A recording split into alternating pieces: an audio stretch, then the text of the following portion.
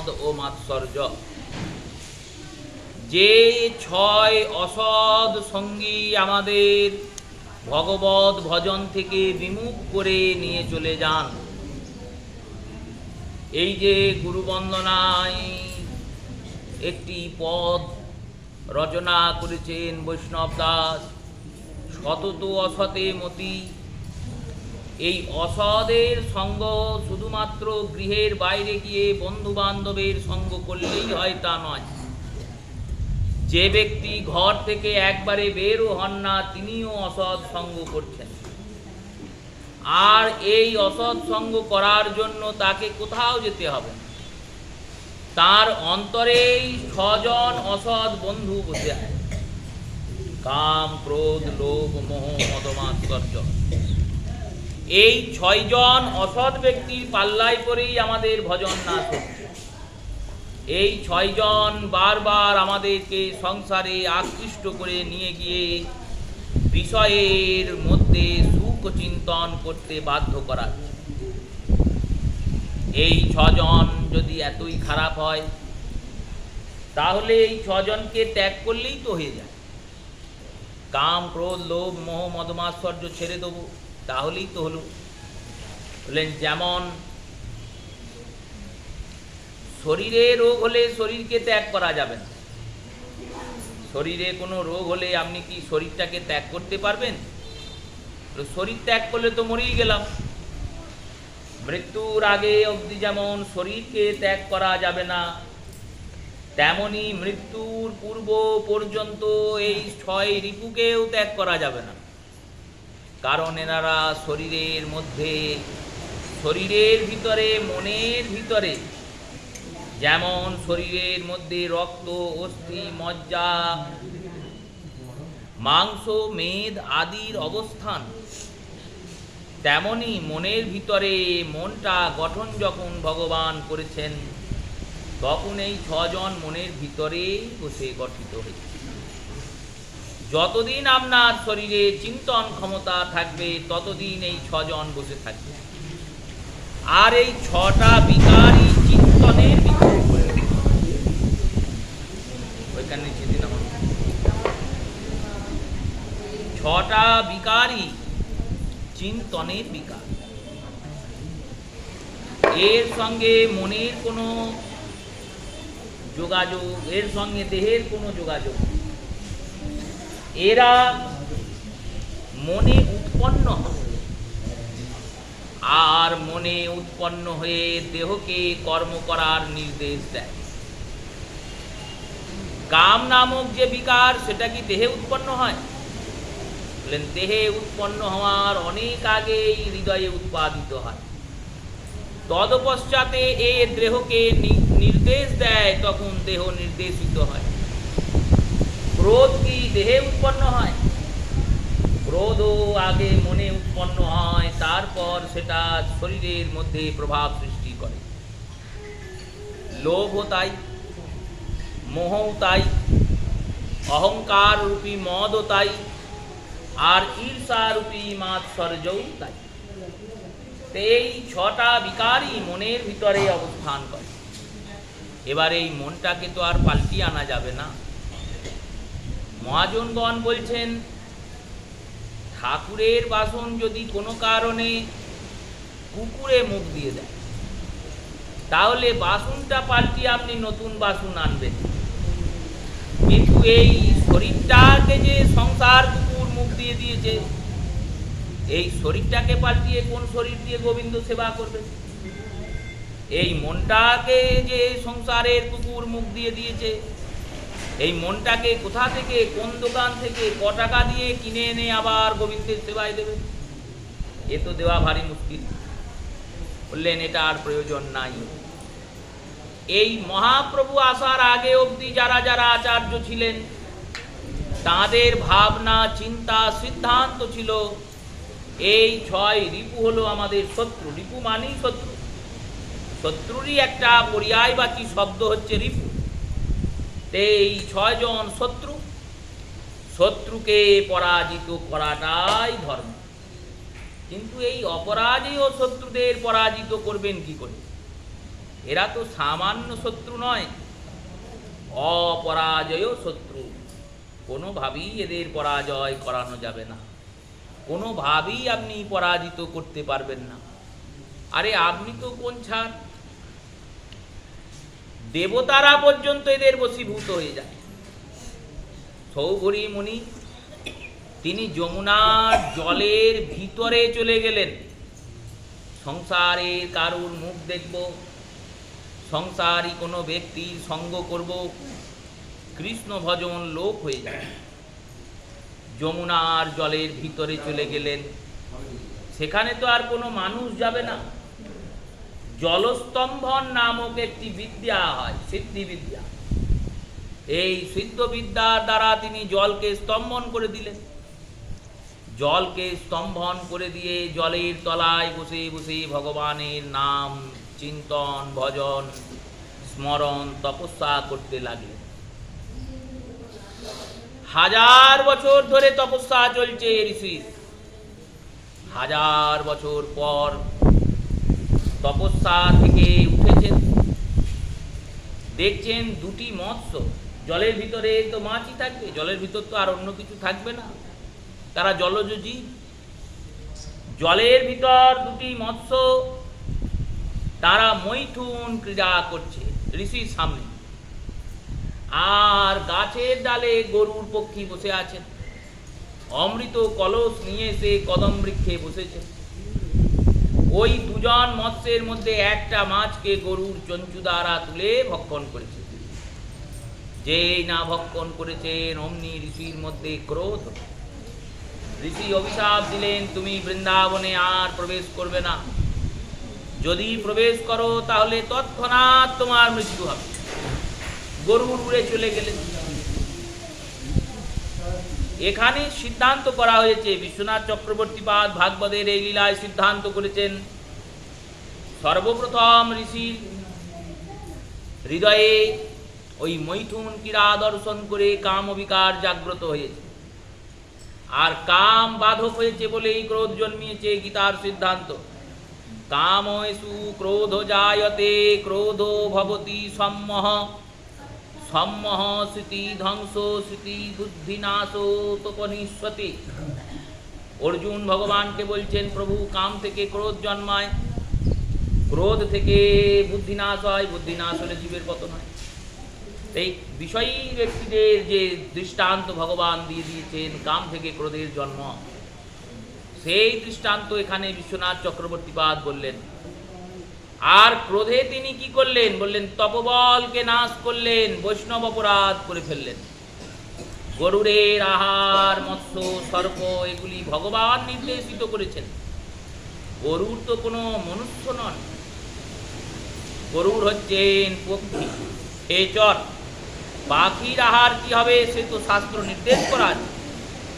সেই রূপে গরুরের কোনো অপরাধ নেই, তার ক্ষুধা লেগেছে, তিনি সেবা করেছেন। কিন্তু এখানে সৌভরী ঋষি গরুরকে বিনা কারণে অভিশাপ দিলেন। তাই অভিশাপটা যেমন গরুর মাথা পেতে নিলেন, তেমনি ঋষিবরের বৈষ্ণব অপরাধ সঞ্চয় হয়ে গেল। চরিতামৃতে সনাতন শিক্ষায় মহাপ্রভু বললেন, দেখো ভ্রমিতে ভ্রমিতে কোনো ভাগ্যবান জীব গুরু কৃষ্ণ কৃপায় পায় ভক্তিলতার বীজ। সেই বীজ গুরু কৃষ্ণ রূপে করেন রোপণ। কৃষ্ণ কথামৃতে করো বীজের সিঞ্চন। এবারে এই ভক্তিলতার বীজটা শ্রী গুরুদেব দিলেন। বীজ মানে মন্ত্র নয়, যেমন একটা ছোট্ট বীজের মধ্যে বিরাট অরণ্য লুকিয়ে আছে। ছোট্ট একটা বীজ প্রদর্শিত হচ্ছে হাতের মধ্যে নেওয়া, কিন্তু ওই বীজটাতে একটা অরণ্য লুকিয়ে আছে। ওই বীজটা মাটিতে গিয়ে পুঁতবেন, জল পাবে, অঙ্কুরিত হবে, বৃক্ষ হবে, বৃক্ষে হাজার হাজার লক্ষ লক্ষ ফল হবে, লক্ষ লক্ষ ফলে লক্ষ লক্ষ বীজ হবে। সেই বীজগুলো আবার যদি কেউ মাটিতে পুঁতে দেয়, কিছু বছরের মধ্যে 100 বছরের মধ্যে একটা বীজ থেকে এক বিরাট অরণ্যের সৃষ্টি করা যায়। এটা নিয়ম। তেমনই এই যে কৃষ্ণ বীজ গুরুদেব দান করলেন, এই বীজটার মধ্যেই কৃষ্ণ লুকিয়ে আছে, আমরা সেটা উপলব্ধি করতে পারি না। শ্রী গুরুদেব তো দিয়ে দিলেন, আমরাও ভাবলাম পেয়ে গেলাম, দীক্ষা হয়ে গেল, এবার জপ করছি, বারংবার উচ্চারণ করছি। উচ্চারণের সময় কি হচ্ছে জানেন? যখন আমরা কোনো শব্দ উচ্চারণ করি, সেই শব্দের উচ্চারণের স্পন্দনে, স্পন্দন মানে কম্পন, শব্দটা যখন উচ্চারিত হয় তখন একটা কম্পন শরীরে উৎপাদিত হয়। আর সেই কম্পনটা কোথা থেকে শুরু হয়? কম্পনটা শুরু হয় নাভি থেকে স্বরনালী অবধি। এই যে বীজের উচ্চারণ, উচ্চারণের সময়ে যে কম্পন, সেই কম্পনে ধীরে ধীরে যোগে বর্ণিত যে 6টা চক্র, সেই 6টা চক্রের ধীরে ধীরে উন্মোচন হয়। আর বৈষ্ণবীয় পদ্ধতিতে এই বীজ উচ্চারণের সঙ্গে সঙ্গে কৃষ্ণের যে চিন্তন করা হয়, সেই চিন্তনের দ্বারা ভগবান গোবিন্দের অপরূপ সুন্দর রূপটি আমাদের হৃদয়ে গিয়ে প্রতিস্থাপিত হয়। যখন ওই হৃদয়ে চিত্রটা পুরোপুরি গেঁথে যাবে, তৈরি হয়ে যাবে, অঙ্কিত হয়ে যাবে, তখন আপনি ভজনের সূচনা করবেন, তখন আপনার ভজন শুরু হবে। এটাই নিয়ম। উপচার মাত্র নিয়ম নিয়ে গুরুদেব মন্ত্র বলেছেন আর আমি জপ করছি, এই করাটা ঠিক নয়। রামদাস বাবাজি সিদ্ধ ললিতা সখী সিদ্ধ মহাত্মা, তিনি জপ করেন, অধিকাংশ জন জপ করেন রাধারমণ বাগের সিদ্ধ ললিতা সখী। যখন জপের নিয়ম হচ্ছে প্রাতকালে উঠে স্নানাদি করে সর্বপ্রথমে পূজা, জপ, অর্চনা, প্রাতক্রিয় সম্পন্ন করা। প্রাতক্রিয় মানে ভগবানের ভজন, এটাই প্রাতক্রিয়। ভোরবেলায় সবার আগের কর্ম কি বলল? ভগবানকে সবার আগে সময় দিতে হয়, কারণ অগ্রভাগ গোবিন্দের, পশ্চাৎ ভাগ কিন্তু গোবিন্দের নয়। আপনি যদি কোনো জিনিস নিয়ে আসেন বাজার থেকে, সেই জিনিসটা আনার পর তার অগ্রভাগটা কৃষ্ণ সেবায় দিতে হয়। যেমনই দিনটা শুরু হচ্ছে, তার অগ্রভাগটাই গোবিন্দকে দিতে হয়, পশ্চাৎ ভাগ দিয়ে লাভ নেই। কেউ যদি সারাদিন সময় না পায়, তার জন্য নিয়ম আছে পশ্চাৎ ভাগে। সেই রূপে অধিকাংশ মহাত্মনের ভজনের নিয়ম প্রাতকালেই ভগবানের ভজন করেন, ভজনাদি হয়, তারপর বাল্যভোগ গ্রহণ করেন। কিন্তু সখীমা ললিতা সখী তিনি আগেই বাল্যভোগ সেবা করে নেন, তারপর জপ করতে বলেন। খবরটা পৌঁছিয়েছে শ্রীবাস অঙ্গনে প্রতাপচন্দ্র গোস্বামীর কাছে। গোস্বামীদের এনারা অতিশয় ভক্তি শ্রদ্ধা করতেন, এখনো করেন, কিন্তু তখন একটু বেশিই ছিল। কারণ গোস্বামীদের মধ্যেও সেই প্রভাব, সেই প্রতিপত্তি, বিজ্ঞান প্রতিষ্ঠা, সিদ্ধান্তের ক্ষমতা, নিষ্ঠা, আচার আচরণ সব ছিল। ফলস্বরূপ প্রতাপচন্দ্র গোস্বামী পাদ গেলেন সখী মায়ের কাছে। যাওয়ার পর বললেন, তোমাকে একটা কথা জিজ্ঞাসা করব। বললেন, বলুন প্রভু। আমি শুনলাম তুমি নাকি খেয়ে দিয়ে জপ করো, সকালে জপান্নি করে তো জল সেবা করা উচিত, এটাই নিয়ম হওয়া উচিত। কারণ ভগবত সেবাতে কৃচ্ছ সাধনের দ্বারা ভগবানের তুষ্টি সন্তুষ্টি অধিক পাওয়া যায়। এখানে জনেকে বলতে পারেন কৃচ্ছ সাধন মানে আমি না খেয়ে গোবিন্দের সেবা করছি, এতে ভগবান তুষ্ট হবেন দ্রুত। এখানে অনেকে সিদ্ধান্ত করতে পারেন, যুক্তি দিতে পারেন, ভগবান কি চান তাহলে আমরা কষ্ট পাই, না খেয়ে গোবিন্দের সেবা দেবো? ফিরেই মরে যাচ্ছি আর গোবিন্দের সেবা দেবো? বললেন না, ভগবান তা চান না। ভগবানের সেবা দিতে গেলে তোমার মধ্যে কতটা ত্যাগ করার ক্ষমতা আছে, সেইটার পরীক্ষা করেন গোবিন্দ।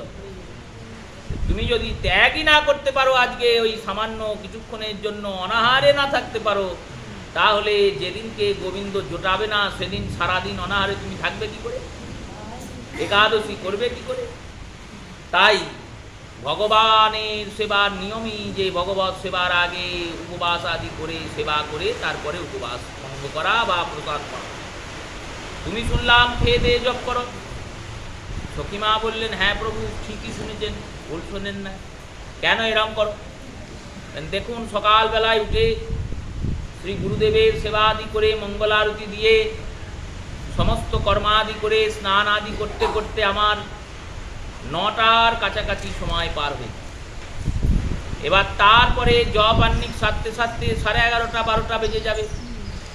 ওই 11:30 12টা যখন বাজবে তখন আমি মুখে নাম তো উচ্চারণ করব, কিন্তু মনে তো চিন্তা করব কত তাড়াতাড়ি শেষ হয় আর কত তাড়াতাড়ি দিয়ে আমি খেতে পাবো। এই শেষ হওয়ার জন্য কি নাম করা? তাই খেয়ে দিয়ে নিয়ে ক্ষুধার নিবারণ করে মনের আনন্দে গোবিন্দের নাম করতে পারবো বলে আমি এই কাজটা।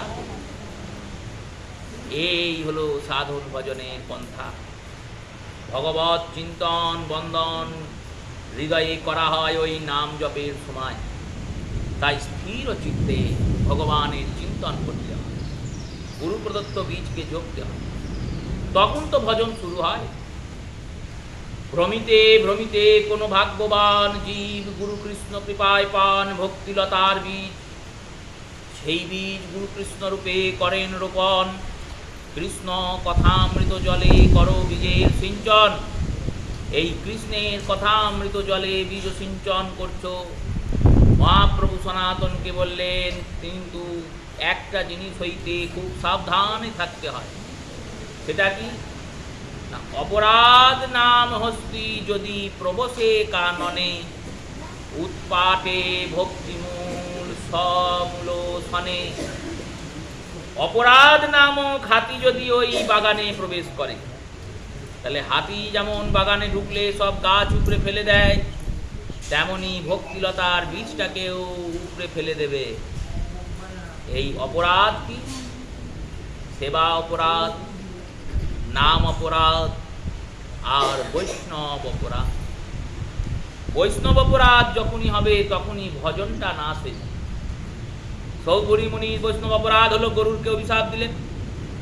এই মহৎ অপরাধ হওয়াতে কি হলো? বললো এবার ঋষি তপস্যায় বসছেন, কিন্তু মন আর তপস্যায় বসছে না। মনে মনে ভাবছেন, এসব করে কি হলো? এতদিন ভগবানের ভজনা করলাম, কই ভগবানের দেখা তো পেলাম না। 1000 বছর তপস্যা করেছে ঋষি। এই কারণে মহাজনগণ বলেছেন, ভগবত সাক্ষাৎকারের 1 সেকেন্ড আগেও কোনো ভক্তের পতন হতে পারে। একবারে ভগবানের সাক্ষাৎকার হয়ে যাবে প্রায়, ভগবান চলেই এসেছেন দর্শন দেবেন বলে, কিন্তু তার আগেও তার মন গোবিন্দ থেকে ঘুরে যেতে পারে। এটাই ভগবানের মায়া। দৈবা হস্যা গুণময়ী মম মায়া দুরাত্ময়া, এমনি বলেন। ঋষিবর চিন্তন করছেন, কি হলো আমার? এ তো কিছু কাজ হলো না। এর থেকে যদি সংসার আদি করতাম তাহলে সংসারের সুখটা ভোগ করতে পারি। চিন্তা করে তপস্যা ছেড়ে উঠে পড়লেন। আর তপস্যা ছেড়ে উঠে চলে গেলেন রাজার কাছে। আর রাজার কাছে গিয়ে বললেন, তোমার তো 49টা কন্যা আছে, এই 49টা কন্যার মধ্যে যে কোনো একটা মেয়ে আমাকে দাও, আমি বিয়ে করব। এই বিবাহের নাম আর্ষ বিবাহ, যজ্ঞবল্ক সংহিতায় আছে এটা। তা আমাকে একটা কন্যা দাও। রাজা দেখছেন এ তো ভারী বিপদ। আমার 49টা কন্যা আছে ঠিকই, কিন্তু এ বেটা তো বুড়ো হয়ে গেছে। এর 90 বছরের উপর বয়স, লোলুপ চর্ম, এক মুখ সাদা দাড়ি, জটা সাদা হয়ে গেছে। এই রকম ঘাটের মরাকে কে বিয়ে করবে? আমার কোন মেয়েকে বলবো একে বিয়ে করো? আর যদি বলি যে বিয়ে দেবো না, তাহলে ঋষি তপবলে অভিশাপ দেবেন, আমার সবংশে আমি নাশ হব। ভারী বিপদ।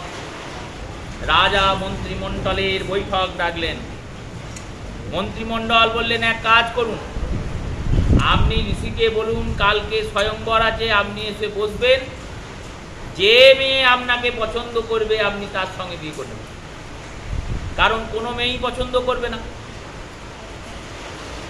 মহারাজ গিয়ে বললেন, দেখুন আপনি কালকে আসবেন স্বয়ংবরে, আর স্বয়ংবরে এসে আপনি বসবেন, যে মেয়ে আপনাকে পছন্দ করবে আপনি তাকেই বিবাহ করে নেবেন। এই কথা বলে বসেছেন, চিন্তনে আছেন রাজা কি হয়। সৌভরীমণি কি করলেন না, সৌভরীমণি নিজের তপবলে অপরূপ সুন্দর যুবক হয়ে এলেন, আর অপরূপ সুন্দর যুবক হয়ে এসে যেই না বসেছেন, অমনি তার রূপে মোহিত হয়ে ওই মানধাতা রাজার যে ৪৯টা কন্যা, ওই ৪৯টা কন্যা এই রাজা সৌভরীকে বিয়ে করতেন।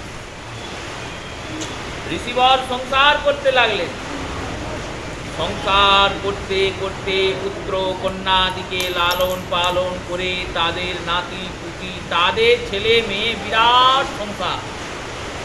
সেই সংসারের পর যখন তিনি পুনরায় বৃদ্ধ হলেন, তখন চিন্তন করলেন, আমি তো ভগবানের ভজন করছি না, ওখান থেকে আমি কোথায় চলে এলাম। এই রকম ভাবে আমাদের ভজনটা নাশ হয়। এই হৃদয়ের ৬জন রিপুই নাশ করে।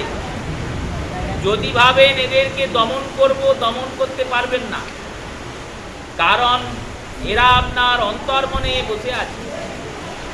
মহাপ্রভুর আগে যারা যারা আচার্যগণ হয়েছেন, তারা এই ঋতুকে নাশ করার নির্দেশ দিয়েছেন। একমাত্র মহাপ্রভু বললেন, দেখো এদের শেষ করা যাবে না, এদের হাত থেকে নিজেকে রক্ষা করতে হবে। এই কথাই শ্রী নরোত্তম বলছেন। নরোত্তম বললেন, এদেরকে শেষ না করে এদের হাত থেকে এদেরকে নিজের মিত্র করে নাও, বন্ধু করে নাও।